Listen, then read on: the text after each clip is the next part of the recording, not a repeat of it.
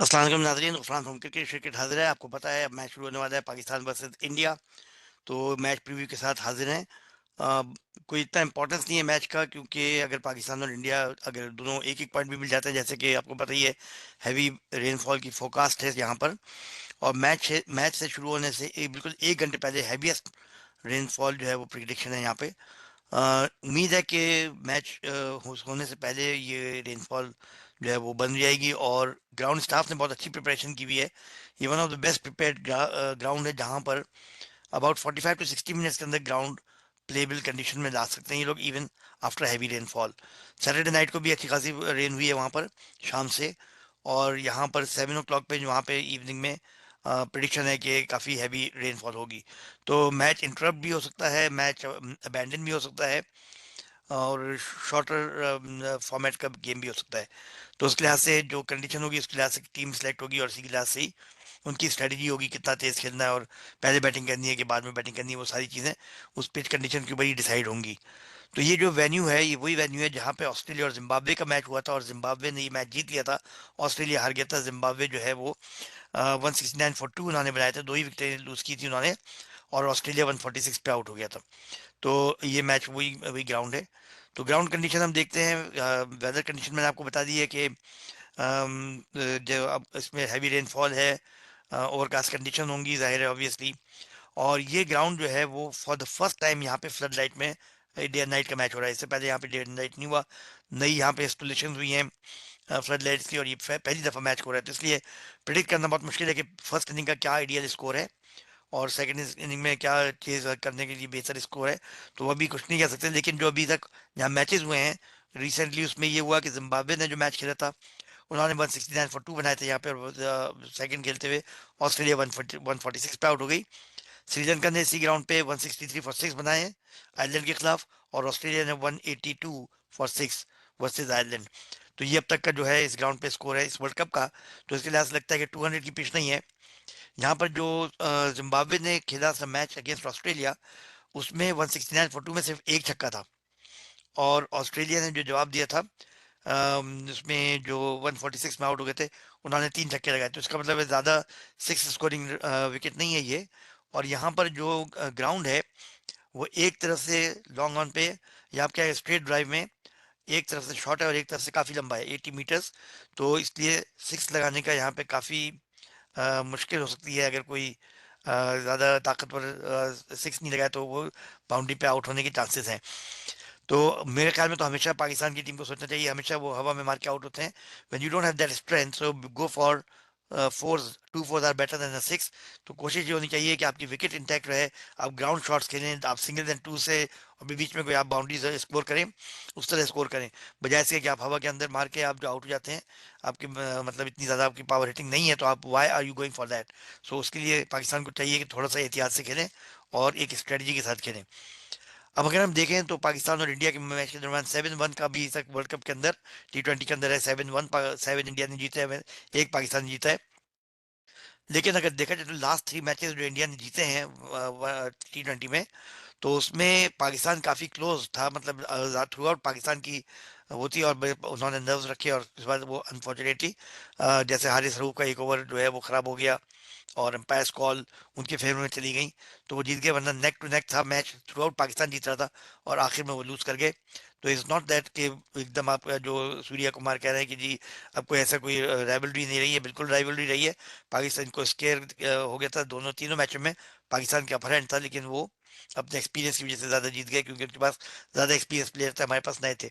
बहरहाल पाकिस्तान में जो इस वक्त टीम है उसमें स्प्रिट भी है, उसमें कॉम्बिनेशन भी अच्छा है। अगर देखा जाए तो पाकिस्तान की कॉम्बिनेशन क्या आइडियल हो सकती है इस मौके के ऊपर। जैसे मैंने कहा यहाँ पर पाकिस्तान स्पिन फ्रेंडली खेल रहा है, स्पिन हैवी खेल रहा है, लेकिन यहाँ पे फास्ट बॉलर्स को भी मदद हो सकती है, तो आप पाकिस्तान को सोचना चाहिए। और शाहिद आफरीदी जैसे आपने देखा है कि फॉर्म में नहीं है, वो काफ़ी सिक्सेस भी खा रहे हैं। और इसमें अभिषेक शर्मा ने भी उनको पहले ओवर के अंदर 2 छक्के चौके मारे थे। और इसमें ओवरऑल लास्ट मैचेस में भी आपने देखा तो इतना ज़्यादा अच्छी परफॉर्मेंस उनकी नहीं थी, तो विकेटलेस भी रह रहे हैं या एक विकेट ले लेते हैं, लेकिन काफ़ी रन वो लीक आउट कर रहे हैं। तो इसलिए अब पाकिस्तान को सोचना होगा कि उनको खिलाना है कि नहीं खिलाना। तो पाकिस्तान की प्रोबेबल जो है वो मेरा ख्याल से जो कॉम्बिनेशन बेस्ट बनता है उसमें यह है कि साहबजादा फरहान, साइम अयूब, उसके बाद फ़खर ज़मान को आना चाहिए डेफिनेटली 100% नंबर 3 पे। फिर बाबर आजम, सलमान, आगा सलमान और फिर नाफे। आई डोंट थिंक इस उस्मान खान की कोई जगह बनती है। नाफे जो है वो बैट्समैन भी बेहतर हैं और फील्डर भी, तो नाफे ज़्यादा बेहतर है और बेहतर कीपर है। और नवाज उसके बाद आ जाते हैं, फिर फ़हीम अशरफ। अब आपको डिसाइड करना है शाहीन आफरीदी, नसीम शाह, सलमान मिर्जा में। तो I think Salman Mirza is a better choice. फिर अबरार और सलमान मिर्जा के अंदर आप कर सकते हैं, क्योंकि स्पिनर आपके पास काफ़ी हो गए हैं। एक तो साइम अयूब स्पिनर है आपके पास, नवाज स्पिनर है, फिर उसके बाद फिर आपके पास उस्मान तारिक है, अबरार है। तो अब आपको सोचना है कि उसमें सलमान आगा भी कर सकते हैं अगर चाहें तो इसमें अबरार की जगह सलमान अगर आपको बैटिंग में बॉलिंग में फास्ट बॉलर्स चाहिए होंगे तो फिर आपको डिसाइड करना पड़ेगा कि फ़हीम, शाहीन, सलमान मिर्ज़ा, या फ़हीम, नसीम शाह, सलमान मिर्ज़ा, इनको अबरार की जगह पे खिला सकते हैं। तो दिखना ये है कि पिच की कंडीशन के ऊपर डिपेंड करेगा कि स्पिनर को खिलाया जाए या एक्स्ट्रा सीमर को। लेकिन फ़हीम अशरफ से लास्ट 2 मैच में बॉलिंग नहीं कराई गई। हालांकि मेरे ख्याल में डेथ ओवर के अंदर शाहीन से much better player Faheem Ashraf है। वो मतलब बड़ा ध्यान लगा कि बॉलिंग करते हैं और विकेट टू विकेट बॉलिंग करते हैं और अच्छा खासी उनकी पोटेंशियल है विकेट टेकिंग की भी। तो आई डोंट नो क्यों उनको नहीं इस्तेमाल किया गया लास्ट 2 मैचेस के अंदर। उनको रखा तो था लेकिन वो उन्होंने ऑलराउंडर के तौर पे यूज़ किया उनको। पाकिस्तान की टीम जो है वो, पाकिस्तान, मैं जैसे कहता रहा हूँ, there is not much difference between India and Pakistan. दोनों टीमें बिल्कुल बराबर की हैं, कोई डिफरेंस नहीं है। Pakistani, I don't think they regard, Pakistani जितने भी अभी तक मैच हारे हैं वो अपनी गलती से हारे हैं। बहुत अच्छी पोजीशन में होके उन्होंने एकदम से विकेट लूज की हैं, जो कि नॉट ओनली अगेंस्ट इंडिया, दूसरी टीमों के खिलाफ भी। इंडिया ने भी शुरू में 2 विकेटें बड़ी लूज की पाकिस्तान के खिलाफ, और उनके टॉप प्लेयर्स जो वो नहीं चल सके, और आखिर में हार्दिक पांड्या ने एक दफ़ा और विराट कोहली ने एक दफ़ा उनको मैच जिताया। लेकिन ये कि अगर देखा जाए तो दोनों टीमों में इस दफ़ा इतना ज़्यादा कोई फ़र्क नहीं है। साहबजादा फरहान और अभिषेक शर्मा दोनों का आप मुकाबला कर सकते हैं, दोनों एक ही तरह से स्टाइल में खेलते हैं। साई मयूब है, सूर्या कुमार यादव हैं वहाँ पे, यहाँ साई मयूब हैं। उसके बाद सलमान आगा आगा भी अच्छा खेल रहे हैं, और नीचे की भी बैट्समैन कुछ है।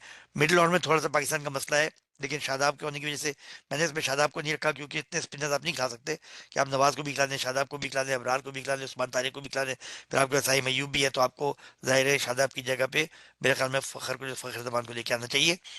और ये मेरी राय है। बहरहाल ये मैंने आपको बताई है कि ये प्लेइंग 11 होनी चाहिए। इंडिया की तरफ से जाहिर है जो अभिषेक शर्मा जो है वो वापस आ जाएंगे, वो कुछ बीमार थे, तो I think he will come. और इसमें वो भी जैसे कुलदीप यादव का हो सकता है, या अर्शदीप की जगह कुलदीप यादव आ जाए, या सैमसन आ जाए, तो ये चांसेस है। पाकिस्तान ने कभी इंडिया के बुमराह को कोई रिकॉर्ड नहीं किया। आपने देखा था पाकिस्तान ने जो 152 फॉर 0 से जो मैच जीता था बाबर और रिजवान ने, उसमें बुमराह खेल रहे थे, बुमराह को कोई विकेट नहीं मिली थी।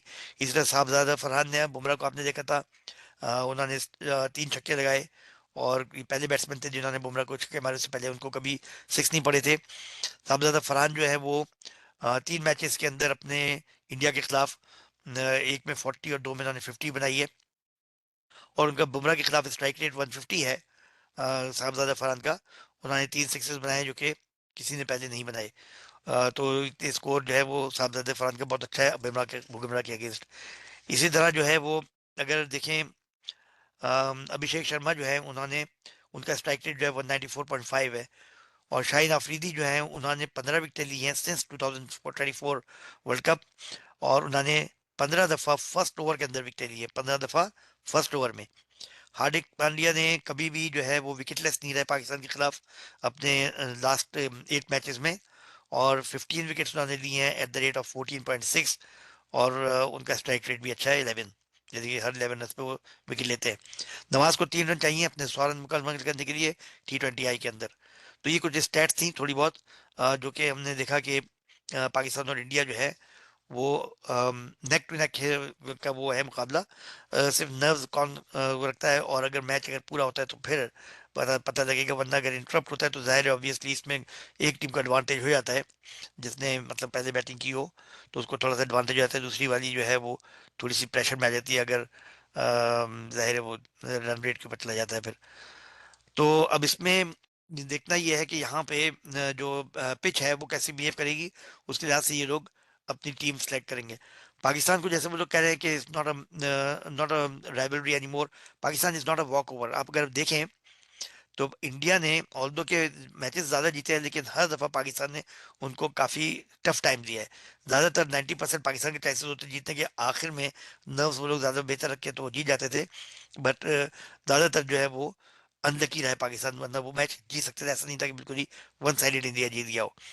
तो लास्ट 3 T20 वाइज में पाकिस्तान का जो बैटिंग एवरेज है वो इंडिया से बेहतर है।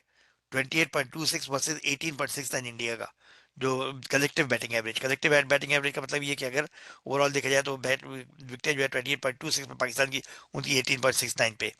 इसी तरह पाकिस्तान का जो स्कोरिंग रेट है, पाकिस्तान का ज्यादा स्कोरिंग रेट है, बेहतर है पर over 7.33 as compare to 7.28 of India. तो पाकिस्तान स्कोर भी पाकिस्तान पर ओवर ज्यादा कर रहा है इंडिया के मुकाबले में, जितने भी मैचेस अब तक हुए हैं। और उसके बाद लास्ट 3 T20 आईज की बात हो रही है, और पाकिस्तानी बॉलर्स ने 21 विकेट्स लिए हैं इंडिया की, जबकि इंडिया ने 15 विकेट ली हैं पाकिस्तान की लास्ट 3 T20 आईज में। तो इस तरह से पाकिस्तान जो है वो इंडिया से बेहतर है ओवरऑल परफॉर्मेंस में, इन terms of batting and bowling both. Pakistan ने जाहिर है अब तक बहुत मैचेस खेले हैं, 41 मैचेस खेले हैं T20 में, जो कि किसी भी टीम, दुनिया की किसी भी टीम में सबसे ज्यादा है। और पाकिस्तान ने अपने लास्ट 8 मैचेस में से, सीरीज में से, जो सीरीज हुई है डिफरेंट बायलैटरल सीरीज, उसमें से 6 सीरीज जीती है पाकिस्तान ने, और एक ड्रॉ हुई है और एक हारी है।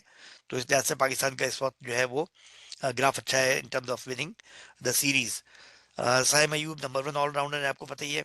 और वो अच्छा खासा बॉलिंग भी कर लेते हैं, और बैटिंग उनकी अभी आजकल थोड़ी सी वो जा रही है, लेकिन उम्मीद है कि इंडिया के खिलाफ वो अच्छा करेंगे। साबजादा फरहान जो है वो अच्छे खासे फॉर्मेडेबल बैट्समैन है, तो उससे भी उम्मीद है कि पाकिस्तान जो है वो अच्छी ओपनिंग स्टार्ट अगर मिल गई तो पाकिस्तान एक बड़ा स्कोर करने में कामयाब होगा। लेकिन जैसे मैंने कहा, यहाँ पे एवरेज जो है, आप समझ लें कि 169 टू 180 के बीच में एवरेज स्कोर है अगर आप फर्स्ट बैटिंग कर रहे हैं। और अगर to be on the safe side 190 should be a winning score if you are batting first. Pakistan को मैंने जैसे कहा था चेजिंग नहीं, पाकिस्तान को बैटिंग करनी चाहिए हमेशा। आपने देखा था नेदरलैंड्स के खिलाफ भी पाकिस्तान चेज नहीं कर पा रहा था और काफी स्केरी हो गया था, जबकि फहीम अशरफ ने जो इनिंग्स खेली 29 रन की 11 बॉल पे, उसकी वजह से पाकिस्तान जीत गया। अदरवाइज वो पाकिस्तान हार चुका था मैच तकरीबन, बिल्कुल डाउन एंड आउट था वो। तो इसलिए ज़रूरी है, मैंने ये कहा था उस वक्त भी, कि अगर स्मॉल टोटल भी होगा तो पाकिस्तान जो है वो उसको चेस करने में मुश्किल होगी। तो यहाँ पे भी यही है कि अगर आपकी टॉस जीतते हैं तो आपने हमेशा बैटिंग पहले करके एक बड़ा स्कोर खड़ा करने की कोशिश करनी चाहिए। अगर आप छोटा भी स्कोर करेंगे तो आपके चांसेस हैं कि आप दूसरी टीम को शायद आउट कर लें, लेकिन आपकी चेजिंग जो है वो बहुत मुश्किल हो जाएगी। अगर 140 150 भी बन जाता है, दूसरी टीम बना देती है, तो आप उस प्रेशर में नहीं खेल पाएंगे, क्योंकि हमारी मिडिल ऑर्डर इतनी ज़्यादा ज़्यादा नहीं करी। आपका सब फरहान साहबजादा फरहान खेल रहे हैं, सलमान आगा भी कभी इतने ज़्यादा रिलायबल नहीं है, Babar Azam out of form है। आपके पास कोई ऐसा प्लेयर है ही नहीं जो कि आपको रिलायबिलिटी दे।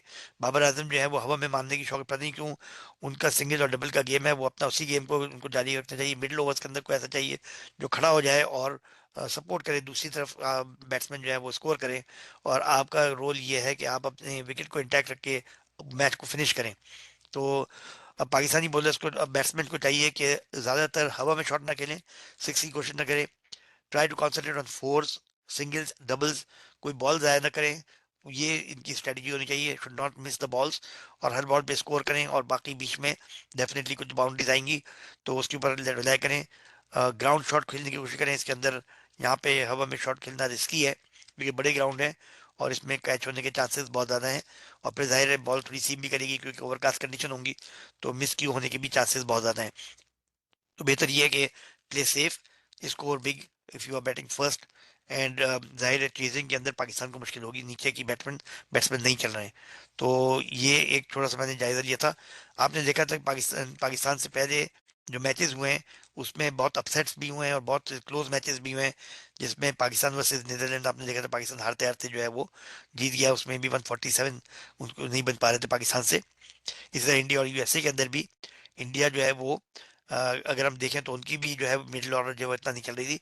वो इंडिया ने बनाए तो 161 फॉर 9 थे, और 132 यूएसए ने बनाए फॉर 8। लेकिन इंडिया 4 फॉर 46 था 6 ओवर के अंदर, और 6 फॉर 77 था 12 ओवर के अंदर, और 7 फॉर 118 था 16.4 ओवर के अंदर। तो आप देख सकते हैं यहाँ पे सूर्या कुमार यादव ने 84 रन बनाए, जिस तरह फहीम अशरफ ने बनाया पाकिस्तान के लिए, उस तरह एक बंदे ने वहां पे 84 बनाए, अदरवाइज 49 बॉल्स पे। अदरवाइज इंडिया के लिए बहुत मुश्किल हो गया था वो मैच भी, उसमें इतने स्कोर नहीं होता। अगर 130 140 होता तो यूएसए वो मैच जीत सकता था। इसी तरह इंग्लैंड वर्सेस नेपाल में इंग्लैंड ने सिर्फ 4 रन से मैच जीता। उसमें इंग्लैंड ने 184 फॉर 7 बनाए थे, तो नेपाल ने 180 फॉर 6। तो ये आपने देखा कि सिर्फ 4 रन से इंग्लैंड जीता था। इसी तरह साउथ अफ्रीका वर्सेस अफगानिस्तान, ये टाई अप हुआ था मैच, 2 दफा सुपर ओवर हुआ। सेकंड सुपर ओवर में साउथ अफ्रीका जीता 187 फॉर 6, दोनों ने बनाए थे इनिशियली। इस तरह वेस्ट इंडीज ने इंग्लैंड को बीट कर दिया 30 विकेट से, 30 रन से। और इसमें वेस्ट इंडीज ने 196 फॉर 6 बनाए थे, इंग्लैंड 166 बना पाया। इस तरह इंडिया वर्सेस नमीबिया में भी इंडिया ने 209 फॉर 9 तो बनाए, और उन्होंने 116, लेकिन इंडिया 5 फॉर 205 से 9 फॉर 209 हो गया। 5 फॉर 205 से 9 फॉर 209, तो उनकी भी विकेट जो है मिडिल ऑर्डर थोड़ा सा रिस्की है। तो इस लिहाज से पाकिस्तान और इंडिया में ज्यादा फर्क नहीं है। इधर जिम्बाब्वे वर्सेस ऑस्ट्रेलिया के अंदर आपने देखा था, जिम्बाब्वे ने 169 फॉर ओनली 2 विकेट्स बनाए, और वो ऑस्ट्रेलिया 146 पे आउट हो गई। और इसमें फास्ट बॉलर्स ने ज्यादा विकेट ली, और इसी ग्राउंड पे ये मैच हुआ था। और इसमें जिम्बाब्वे ने एक छक्का लगाया था अपनी इनिंग्स के अंदर, और ऑस्ट्रेलिया ने 3 छक्के लगाए थे। लिहाजा 6 की कोशिश नहीं करनी चाहिए, कोशिश ये करनी चाहिए ग्राउंड शॉट और सिंगल या डबल से बड़ा स्कोर टाइम की जाए। आई थिंक 150 160 और 180, 180 तो जाहिर है अच्छा अच्छा स्कोर है।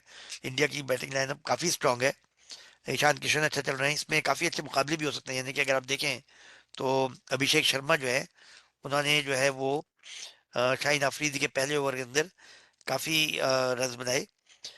उन्होंने फर्स्ट ओवर के अंदर 6 हिट किए 10 टाइम्स अभिषेक ने। यानी अपने इनिंग्स में पहली ओवर के अंदर वो छक्का मारते हैं, और 10 टाइम उन्होंने ये बात की है।